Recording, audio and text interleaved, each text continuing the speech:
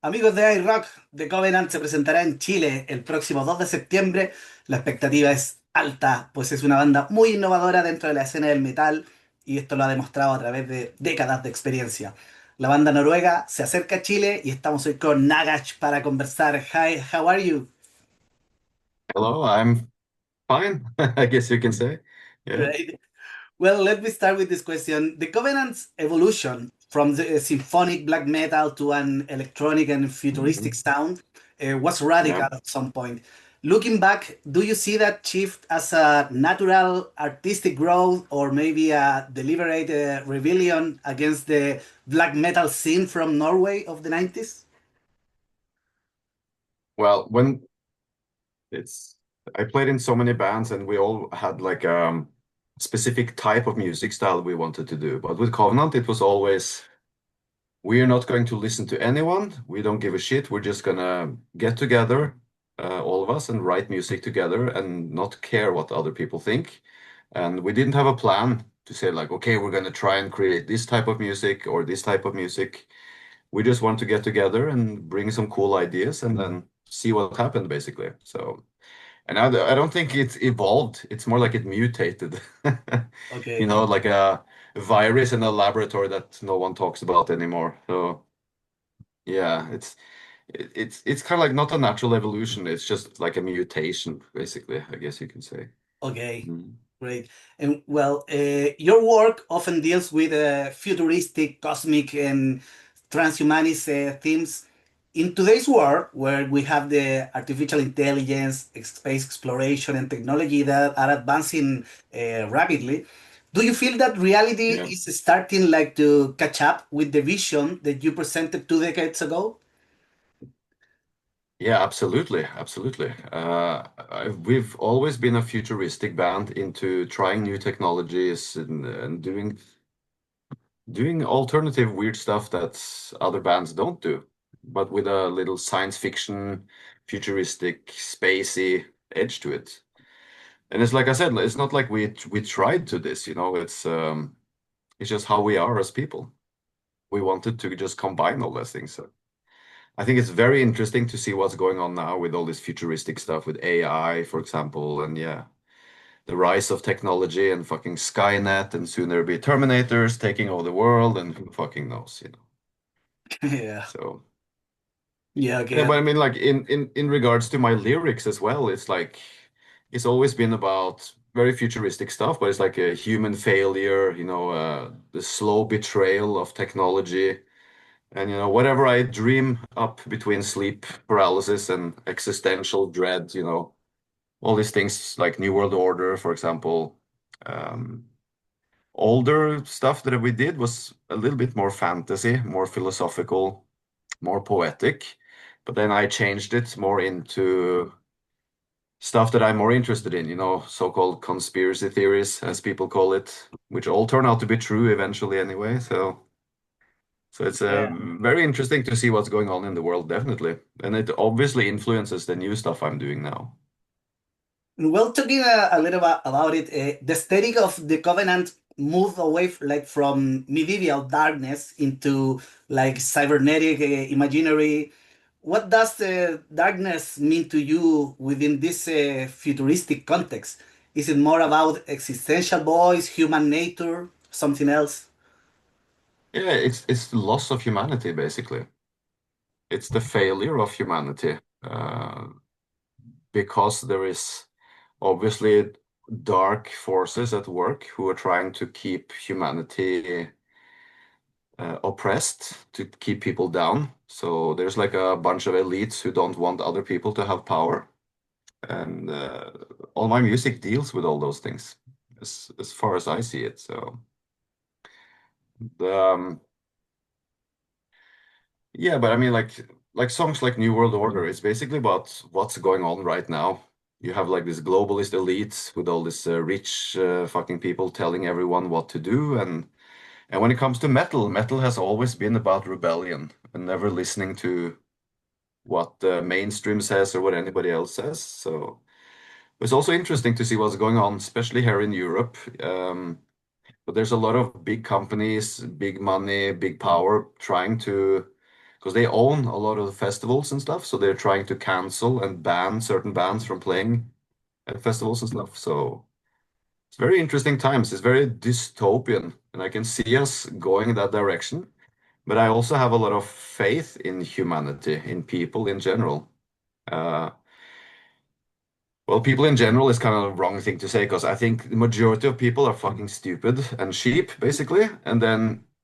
But great changes have never come from big amounts of people. It's always been small groups of determined, highly intelligent people with passion who change the world. And that doesn't matter if it's in politics or in music, in art, in war, in whatever. There's always been small groups of people.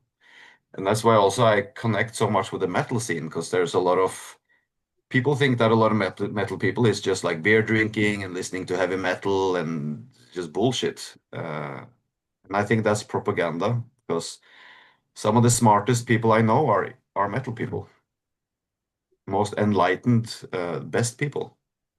So, Great. so I see like a dystopian possible future, but I also see that we have a hope when it I comes to hope, those yeah. things. Hmm. Great, I agree. Well, Hmm. the band has gone through long periods of silence, lineup changes. Do you believe the Covenant is like tied to specific members, or is more like a conceptual project that can survive beyond who is in the band in any time at a given moment? Mm, hard question, actually. So even if the band, like take Cradle of Filth or Dimmu Borgir as an example, even if they change members, it still kind of stays the same. A little bit changes, small differences here and there, but with Covenant, it's very different because the only thing we're not trying to do is to recreate the same album twice. That's the only thing I refuse to do because I don't play in fucking AC/DC or Kiss.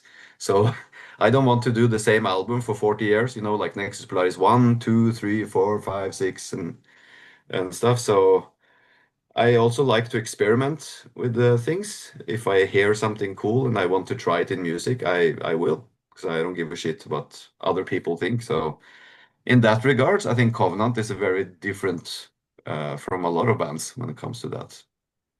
I Yeah. don't think I don't think it has the members influence the music, of course, but I think the main essence of the band has always been myself and the guy I also started Covenant with, Blackheart, or Psychoma, as it's also known. Even though he's not with us anymore in the band, it's just how I am as a person. So I can't release the same album again and again and again. It's fucking boring. I mean, like, and you could probably make a lot of money from it and stuff, but I'm not in this for the money. I do this because I like to create music. I like to talk to people. I like to have a message and stuff like this. Okay. Well, albums like Animatronic and Seri were groundbreaking in merging extreme metal with industrial electronic elements.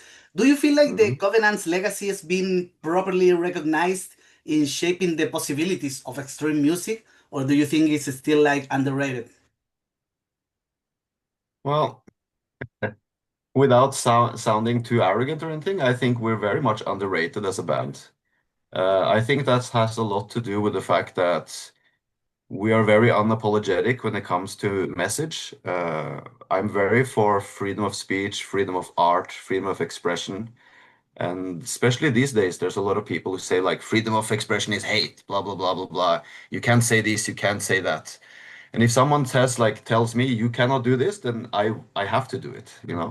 Don't push this button, and then you will see me like pushing the fucking button 1,000 times. So so yeah, it's a huge part of it, definitely. Yeah. Well, some people argue that animatronic was as disruptive to the scene of Norway as the principle of evil made flesh was to the UK, creating like a Hmm. new wave by breaking away Yeah. from tradition, you know? Do you Hmm. acknowledge that level of impact? How does it feel to have challenged the foundations of extreme metal music from within? I love it. I love to push buttons. I love to offend people. I love to shock people. I love to piss people off. when it comes to anything. Because if I manage to annoy you or irritate you so that you fucking hate my guts for something, that means I did something right, in my opinion. Because we're trying to expand consciousness, we're trying to expand metal or extremeness as it is. Because you have so many genres before I say this a lot. I have a lot of punk friends who are into like hardcore music and stuff like this, but it kind of died a little bit because there was nothing changed. It's one style of music, and they only did the same lyrics again and again and again. If you look at specifically Nordic or Scandinavian metal, like Sweden, Norway, and then Finland, for example, very good at challenging everything, always, all the time. As people saying, "Oh, you cannot combine this techno with black metal. You can't do that." Okay, look here. There's Mysticum as an example. Here is more bands. There's a band in Finland called Turmion Katilot, which is one of my favorite Finnish bands. They sound kind of like animatronic would have sounded if we continued that direction. I love that people do these things. I find it so boring when you just do the same thing again and again and again. And to me, it becomes kind of all the troubles going on in the world and everything like this. So Yes. yeah, I think extreme metal is very healthy. It's especially in Scandinavia, it challenges everything, and we do what the hell we want to do without listening to anyone, which is why it started with like Dark Throne and Mayhem and stuff. And then so quickly it's expanded into like Viking metal, techno metal, industrial metal, it's like depressive black metal, stoner black metal, anything like this.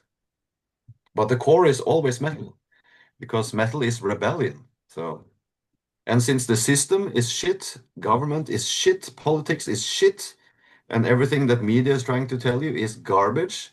I think extreme metal, and not just black metal, but extreme music in itself is kind of like the last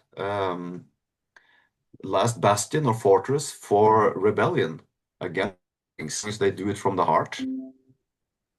Yeah. Thank you so much. It's been really a pleasure. Have a nice day and see you here. See you there. Bye. Bye.